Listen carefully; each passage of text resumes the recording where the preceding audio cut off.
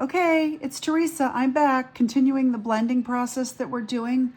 This is Indigo Moon Arts here, and I want to show you what I was doing. I was actually doing this off camera and then decided I should show you everything I do, not even the little tweaks. I took a little bit of gray paint from my cap. I put it on the end of the brush, and I actually pulled it this way. Oh, great, not what I wanted to do, but I pulled it that way so that I was filling in the gap.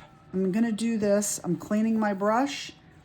Okay, and they don't have to be precision clean. We're blending. These are the colors we've already used, taking a lot of the wetness off this time.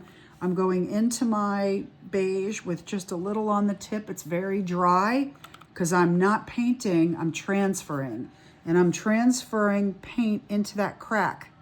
That's how I'm fixing my crack. See what I did there?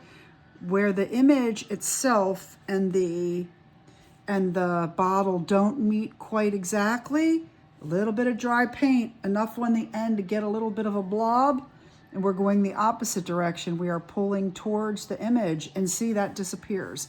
That's how we fill the gap with paint so that I'm picking up little cat hairs, I guess, from around the room. That's how we fix the gaps. See, right there? I'm fixing the gap. Hopefully you can see that.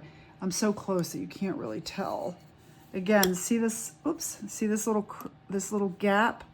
I'm filling it. I'm filling it with paint. See that? I'll go back and tap it, but right now I took care of all the lines. If there are any lines from the image to the bottle that did not fill with glue, we're going to fill them with paint to make sure that that line is precision blend. You are not going to see the difference between the image and the bottle when I'm done. That's the goal anyway. And then I'm going to use my brush a little bit up here where I want a little bit more paint. You can use it down here. You can use your brush. So I'm throwing my paintbrush into my water because I'm not using it right now. I'll use it later. Let's go back. All I did right there was just fill in the gaps, the missing pieces. I need more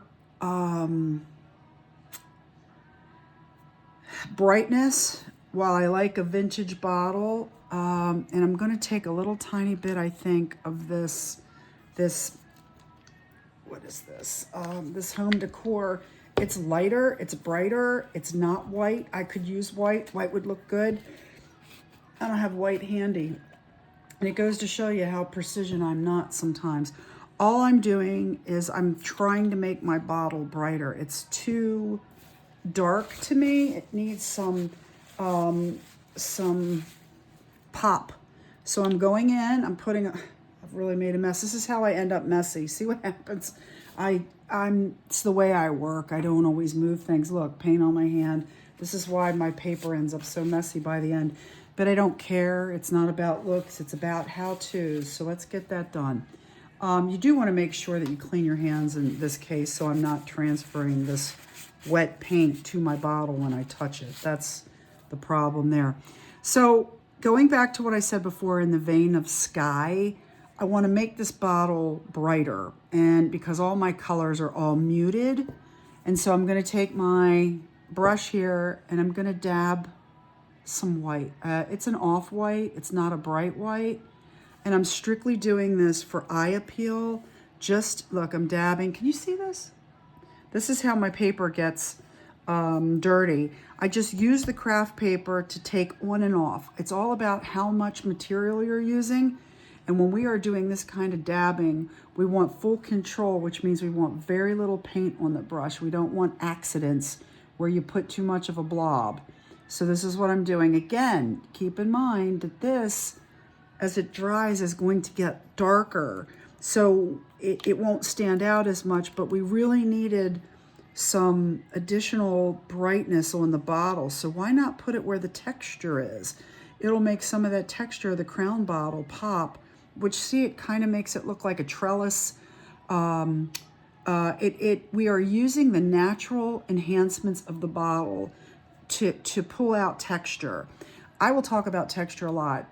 Texture simply means taking away flat. So when you have a flat 2D look, it's just plain. Texture is the element that produces visual enhancement. It pulls out I say this a lot in people's decorating, like their homes and all. What homes are mostly lacking, if you look at somebody's living room and it needs something, probably needs texture, which means a rug, something that has pattern. Texture is basically pattern. So right now what I'm doing is I'm capitalizing by very little paint, light dabbing, and I'm even going to go over the brown, and I'm pulling in the texture of the bottle, which works very nicely for what we're trying to do here. Sometimes we want to blend, sometimes we want to capture. Right now we're capturing, and we're going to go over here a little bit. See, we're using the natural enhancements of the bottle. The other thing that is really enhanced on this particular bottle is this beautiful crown lid. And if I just dab it like that, look what we've done.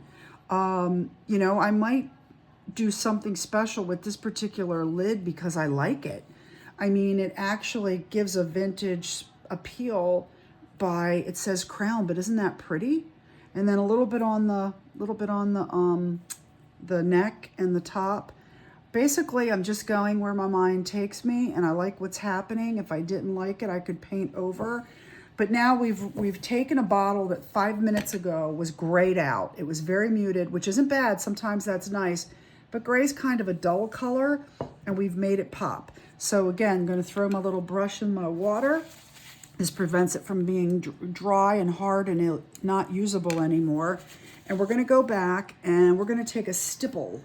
We're going to stipple with our stencil brush. So I like everything wet. Wet it, dry it. At least I know there's some moisture in there I can activate when I need. Now the brown, I'm not happy with the brown. They look like brown splotches. So what we're gonna do, this is gonna be really pretty. We're gonna take our pink craft paint. You can use any variation I'm using. This is the color I had handy. I'm gonna use my lid. It's like what I like to use because it's not enough paint in there that it'll get into the other paint. I'm gonna take my stipple brush. I'm gonna go in there and grab some of that paint on top. Then I'm gonna remove some of it because I wanna control exactly how much I'm putting on the bottle. And by tapping it, I'm taking a lot off because I don't want to put a clump on there. The also thing that I like is this is a perfect opportunity to blend with my brown. So rather than going straight pink, I'm going to grab some brown, a little bit,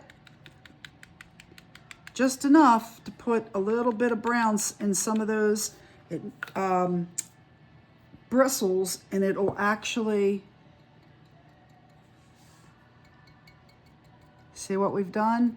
We've made it a muted pink instead of making it a bright pink, which is really great near these flowers, right? We just want to pull the border. We're just extending the border by doing that. Do we have any other places? There's a little bit of faint pink here. We can go pull that out. We're just being opportunists here. We're taking advantage of where we see a little pink, and we're making it like maybe it was there, and we're pulling it out. This is a great opportunity for pink here in the corner. Look at this. We'll go way out with this, right? We'll even go a little bit into the texture there to add more colored texture.